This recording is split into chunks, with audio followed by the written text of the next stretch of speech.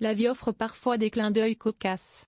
Aujourd'hui en tête des ventes avec son premier roman Clamsé à Tataouine, édition Flammarion. Raphaël Quenard n'a pas toujours été vu d'un très bon œil par les libraires parisiens.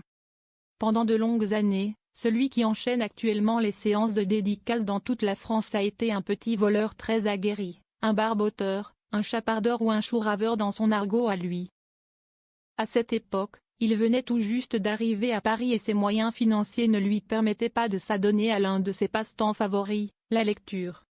Alors, pour assouvir son désir ardent, il n'y va pas par 4 chemins et tous les vendredis, il chipe invariablement des livres dans une grande enseigne parisienne. J'en ai rempli des commodes entières, confesse-t-il, penaud. Sa technique, camoufler son butin dans un sac en intercalant les ouvrages entre d'autres commissions, dure un temps, jusqu'à ce qu'il se fasse repérer par un vigile attentif. Il m'a vu, m'a couru après et m'a sauté dessus, raconte Raphaël Quenard. Dans l'action, il a déchiré ma doudoune et s'est même blessé à la main. À l'issue de la course-poursuite, le César 2024 de la révélation masculine finit en garde à vue. Une autre ambiance que celle des tournages de cinéma. En cellule avec moi, il y avait 3 personnes, 2 cambrioleurs et un gadjo qui avait tiré en l'air dans un bar parce que le patron ne voulait pas l'embaucher. Sacré casting. Alors, quand ils m'ont dit « Et toi, t'es là pourquoi ?» je ne faisais pas le fier avec mon maigre chef d'inculpation.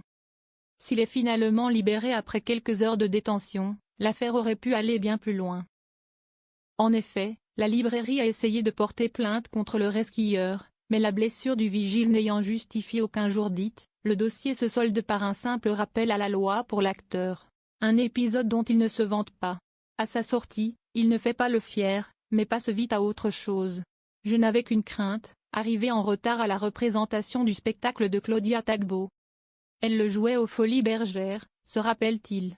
S'il est passé à 2 doigts d'une carrière de gangster, Raphaël Quenard remplit mieux le costume de sympathique saltimbanque.